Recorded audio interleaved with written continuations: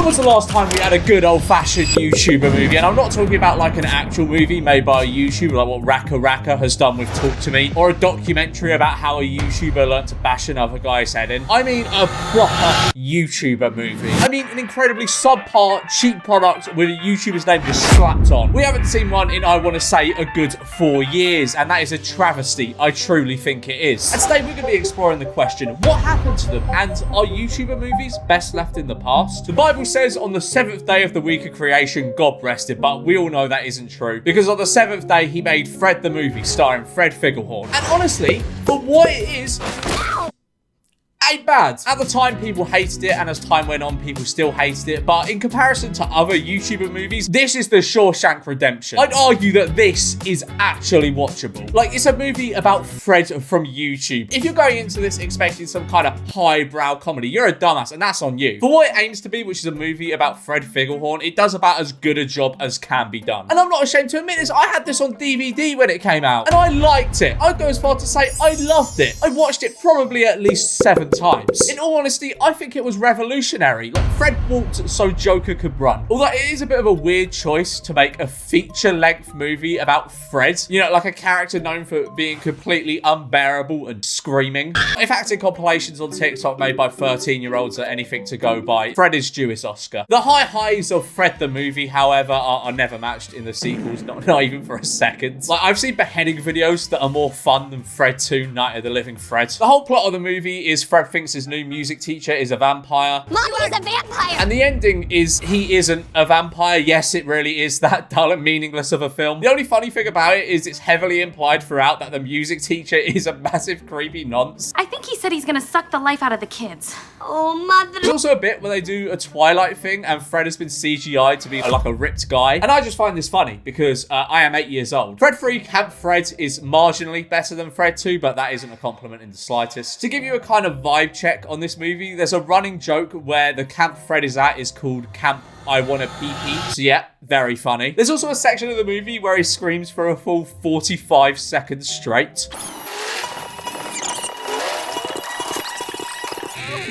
I'm already sick of talking about this movie, and I've only just started. There's barely a plot. It's paced in a way that when you get halfway through this movie, you think it's almost done, and then you look at how much time you have left, and it turns out you still have half the movie, and you just want to die. The plot is Fred thinks the camp workers at Camp I Wanna Pee-Pee, ha ha ha, are trying to feed the kids to some kind of rat creature, but that turns out obviously not to be true. And it's just the other kids in the camp that are all like 10 years younger than Fred have a secret base. That's it. I'm not going in there! And then after Fred makes this wondrous discovery, they then spend the next half of this movie preparing for and competing in this competition, and it fucking sucks. I hate even talking about this movie. It's like bringing up trauma or something. I haven't even watched these movies in like 2 years, and I can still remember what happened in them. That's just sad. That's just really sad. Also, for some reason, John Cena is in all these movies, every single one. I really have no idea how. Someone on set must have had a few Make-A-Wishes banked. But Fred the Movie was a roaring success, I think. The other two, probably not so much. But the success of the first one was more than enough for the studios to prick up their ears and offer movie deals to YouTubers that resulted in things like Smosh the Movie. Now, Smosh the Movie isn't offensive to the senses like Fred, but it's just shit. It opens with this wanky animation, and I can't figure out why they added it in, because it just tells you from the offset how cheap and wanky it's gonna be. Now, surprisingly to me, this movie doesn't really have anything at all to do with Smosh. And I know, I was the biggest Smosh fan going in 2011. In this movie, Ian is a YouTube-addicted loser who just sits in his room all day leaving mean or creepy comments on videos. And Anthony is a pizza man for some reason. And the most egregious part of this whole film is Ian's mum isn't Ian's mum. Like, this is just blatantly ignoring Smosh's law. That's unforgivable. Also, for some reason, Stone Cold Steve Austin is in this movie. I don't know why. Like, what is it with WWE wrestlers and YouTuber movies? They just can't get enough of them. Anyway, after like some minutes, we get to the main plot. Anthony has an embarrassing video of him uploaded to YouTube titled Awesome Video of him like failing a backflip, which isn't even that embarrassing. I've been making YouTube videos since I was 11, and this is like the least embarrassing video I made pre-age 17. Like, I doubt he got mocked relentlessly at school for this. A more realistic, shameful video would be a rendition of Gangnam Style with full choreography that his class put on the projector at every opportunity during form time. Anyway, this embarrassing video being posted is not convenient for Anthony because he's going to a school reunion that his high school crush, who is also in the video, so she'd remember it anyway, is also going going to as well, and he doesn't want to get in the ick from this embarrassing video, which isn't really an embarrassing video. What would be an embarrassing video would be a low quality webcam video of you doing the Harlem Shake that got played in your DT class, and even the teacher couldn't control his laughter. Now that would be embarrassing. Also, what is it with Americans and high school reunions? I've never heard of one of them happening in the UK. Only time I've ever seen it referenced in UK media was on Peep Show. I think we're just an incredibly antisocial country. I want nothing more than to avoid the ghosts of your past that will only bring up your cover of Everybody in Love by JLS you made in year 7 and got played in assembly in front of all 1,200 students by someone that hacked the projector. Anthony tries to get the video taken down by calling YouTube, which is incredibly unrealistic in of itself. Like, just being able to pick up the phone and talk to someone at YouTube. Are you living in a fairyland? The only time I've ever verbally spoken to someone at YouTube was when a rep scheduled a call with me, and I was expecting to get some cool tips or something, maybe a little hint at what the algorithm's after these days. He just told me to post shorts. Can't help you, goodbye. But he gets hung up on and then goes to the YouTube HQ, which for some reason looks goofy as shit, to speak to Mr. YouTube. Hi, Steve YouTube. And he tells them that once something's on the internet, it can't be deleted, so they physically have to go inside the internet and remove it. You guys remember Gangnam Style? Do you remember that video by that, I think it was a Puerto Rican guy?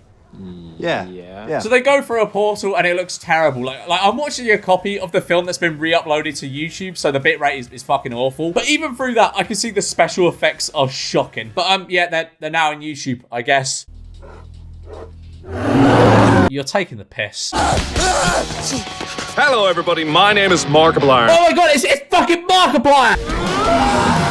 That is utterly repulsive. They eventually find the video of Anthony epic failing, and it turns out Ian uploaded it.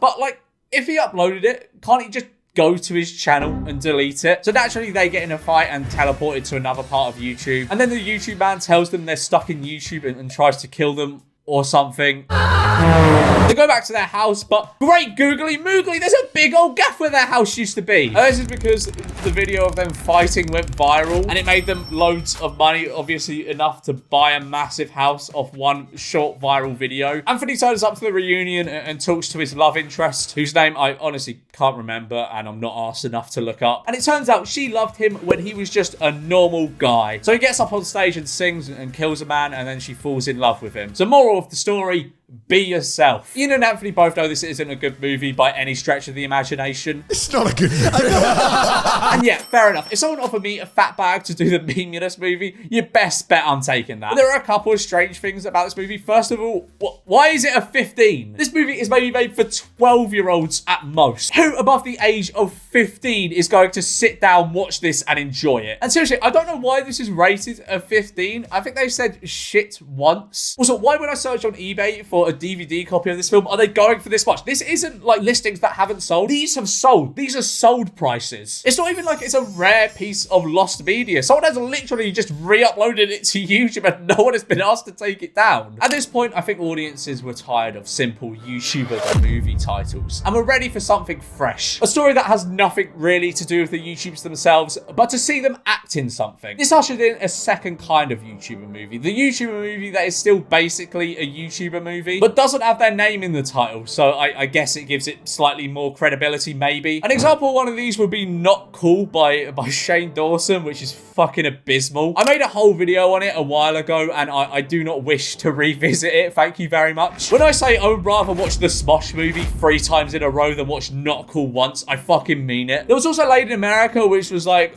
okay, pretty average, and if it didn't have KSI and Casper Lee in it, it would have probably sold 1 ticket. It's one of them ones where you can tell pretty much bang on what's going to happen at the end within 5 minutes. Am I still going to talk about it? I paid £3.50 to rent it on Prime. Yes, I am. As you can maybe tell by its title, it's an American-style comedy, which I think was a catastrophic mistake from the outset. I'd assume both JJ's and Casper's audiences at the time were predominantly British, and as a British person myself, it just doesn't seem like it works as well as it would have if it was set on a British backdrop with British humor, because fucking the American humor in this is palpable. All my haters, you can suck my balls, you can suck my balls. motherfucker stole my song. Even the production just looks American. Like, it's too vibrant and glossy and sunny and cheerful looking. This would be so much better if it was set in Luton. JJ's and Casper's performances are surprisingly solid, and I'm not just saying that so I don't get jump scared by JJ again. It's too much. Is it? Yeah, it's a bit too much. But both their performances pale in comparison to Comedy Shorts gamers. I'm 2 years younger than you, and I've already had sex with 3 girls. Where did you meet these girls? I use this new blind dating app called Blinder. These great compliments, however, cannot be shared with some of the other actors in this movie. Oh my God, who did this to you, Mr. Pickle? What's wrong, Tucker? Mr. Pickle was murdered. He's dead. Don't worry. We'll find the motherfucker who did this and make them pay. Hold me. So the plot of this is really simple. KSI, LGBT, and Casper Lee are foreign exchange students in America, and they want to lose their virginities before they return home, hence laid in America. Very clever. It's their last night, and they get told they can come to a party where there's like bear girls and that, but they can only get in if they bring 2 girls with them. So they go on a blind date and meet up with this one girl who's supposed to be with another girl, but it's just one girl. She drugs and kidnaps them. Oh no! And when they wake up, the guy from Podcast is there. Podcast tries to hold them hostage and take KSI to an ATM to get his money out, which seems like a really long and convoluted way of mugging someone. I normally just go up to people already at an ATM and just threaten them into giving me their money. It's way simpler that way. Podcast gets lamped and KSI steals his car. They then go to a weird sex party with an old man for some reason. Anyway, long story short, they get into the party and they get laid in America. Hip hip hooray! I'd be inclined to say this is one of the better YouTuber movies, which isn't really saying much to begin with, but it's definitely watchable. Like, it's a pretty average post-2010 American comedy movie. The ending is pretty predictable, and it never even holds a candle to Fred the movie. And then there's Airplane Mode by notorious WWE wrestler, flavored substance salesman, and con artist Logan Paul. It's a pretty shameless rip-off of Airplane from 1980, but I guess with a modern social media twist. This came out in 2019, but looks like it was made well before then, and that's because it was. They started shooting this in 2016, but it ended up getting delayed, and I bet you can't guess why. And this one doesn't just have 1 or 2 YouTubers. It has all your favorites. King Buck, Lele Pons, David Dobrik. They even got the Hide Your Kids guy. Only about a decade late. There's some like really dated social media references in this film, as you can probably tell. But even when this was being filmed, they were incredibly antiquated. Like, there's a Leave Britney Alone reference. Leave Britney Alone! That's from like 2008. In the event of a water landing, Chloe Bridges' lips can be used as a flotation device. Not even 20 seconds in and already a reference to a now disgraced YouTuber. So the movie follows Logan Paul from Logan Paul Vlogs as he flies out to Australia to rag a bird. And the other social media people are on the plane to fly to this convention called #Con. What convention? You didn't hear about #Con? Bro, it's the biggest social media convention ever. A lot of this movie is just loud equals funny. You a nasty bitch! You a nasty bitch! Stop. And shock humor, which worked on me some of the time because I am 8 years old. In this movie, Logan has the superpower to read gay people's minds, and I guess he's only just found that out because this is the first gay person he's ever met. And of course, the gay guy is thinking about shagging Logan Paul because look, he's so irresistible. Look at that floppy hair. His lips probably taste of Metamoon Prime. The pilot asked them to switch their phones to airplane mode, lol, that's the name of the film. And King Buck and the other influencers take grievance with this, despite the fact they wouldn't have had signal anyway. They're like 35,000 feet in the air. And I'd argue this segment of the film breaks the Geneva Convention.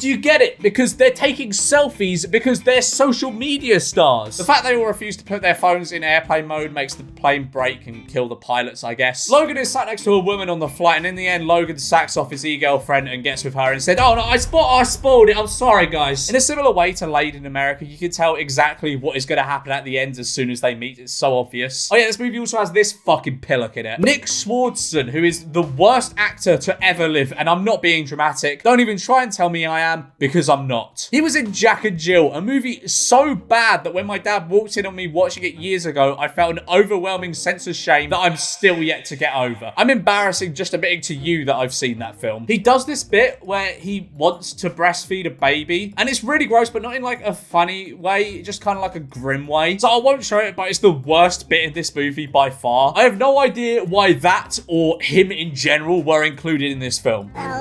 Someday, All of this will be yours. There is no additional context to this. It just makes no fucking sense. Oh no! Famous prankster Vitaly opened the airlock. Whatever will Logan Paul and his ragtag team of influencers do now? Well, Logan Paul is using the hydration properties of prime ice pop flavor to focus and land the plane. What the hell are you doing? Completing my master prank.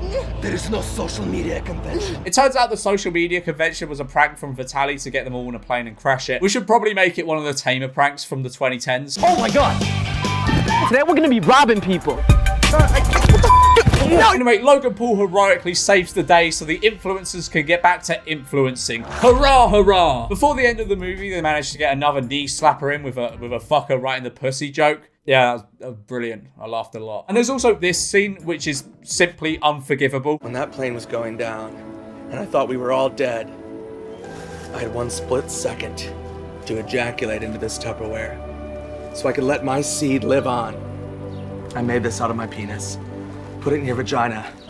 Make a new baby. Despite how fucking awful that bit was, I think the 1.9 star rating on IMDb is a bit harsh. It's more like a 4. It's half decent, to be honest. I'd put it just below Fred the Movie and Laid in America, which probably makes it sound like it's not a very good movie, which it's not. It's not a great movie, but it's watchable. So now YouTuber movies are at like a half decent status. Why did they all of a sudden stop? Well, I don't have a definitive answer to that, but I can make a very good and educated guess and say that the studios making these things massively overestimated how successful they'd be. Like, it's nearly impossible to find box office information on basically any of these films because they were either TV movies, straight to DVD movies, or just went straight to a streaming platform. They all looked to the Fred movie as this kind of North Star of YouTuber movies. And I can't find much box office information on Fred either. All I can find is how much it grossed in the UK alone, and that was $1.3 million, which doesn't sound much in comparison to like actual movies. But for Fred the Movie, that is half decent. And that's just in a territory which isn't the primary geo-demographic. There's also the issue of piracy, and I'm not sure if this was an across-the-board thing with all YouTuber movies, because to be honest, I doubt the Fred movies were getting pirated much. But KSI made a whole video yelling about how Laid in America was the most pirated movie for 2 months straight or something. Stop pirating the fucking movie! In this video, he says hundreds and hundreds of people worked on the movie, and if that's true, especially with all the piracy going on and also it's Laid in America. Like, come on, it's not exactly going to be grossing 100 mil at the box office. It's unlikely it turned a profit. Also, maybe there was just a dwindling number of people interested in watching YouTuber the movie. Maybe the novelty had simply worn off. Now, remember how I said at the beginning of the video that no YouTuber movies have been released in the last few years?